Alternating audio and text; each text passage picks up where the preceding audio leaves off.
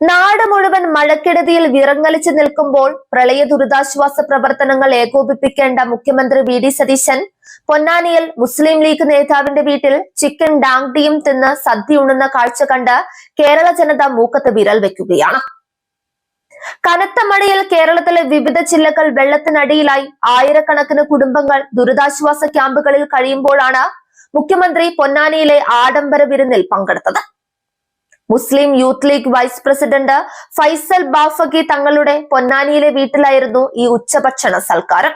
വമ്പൻ വിഭവങ്ങളോടെയുള്ള വിരുന്നിന്റെ ദൃശ്യങ്ങൾ ഫൈസൽ ബാഫഖി തങ്ങൾ ഫേസ്ബുക്കിൽ പങ്കുവച്ചതോടെയാണ് സതീശന്റെ ഈ ഉത്തരവാദിത്തമില്ലായ്മ നാടൊട്ടുക്കും ചർച്ചയായത്.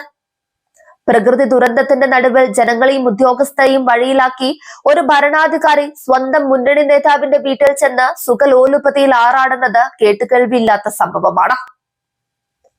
ഇതിനെതിരെ കടുത്ത വിമർശനവുമായി LDF നേതാക്കൾ രംഗത്തെത്തി. അന്ന് LDF ഭരണത്തിൽ മുഖ്യമന്ത്രി പിണറായി വിജയൻ മുൻ നിശ്ചയിച്ച എല്ലാ പരിപാടികളും റദ്ദാക്കി ദുരിതാശ്വാസ പ്രവർത്തനങ്ങൾക്ക് നേരിട്ട് നേതൃത്വം കൊടുക്കുകയും മന്ത്രിമാർക്ക് ചുമതല നൽകി ജില്ലകളിലേക്ക് അയക്കുകയുമാണ് ചെയ്തത്. എന്നാൽ ഇന്ന് UDF ഭരണത്തിൽ സതീശൻ പറയുന്നത് ആ ലെഗ് പീസ് ഇങ്ങെടുക്കുക എന്നാണെന്നാണ് മുൻ MLA VK പ്രശാന്ത് പരിഹസിച്ചത്. ഈ വാർത്ത കണ്ടപ്പോൾ വിശ്വസിക്കാൻ പോലും കഴിഞ്ഞില്ലെന്നാണ് DYFI അഖിലേന്ത്യാ പ്രസിഡന്റും MPയുമായ A റഹീം പ്രതികരിച്ചത്.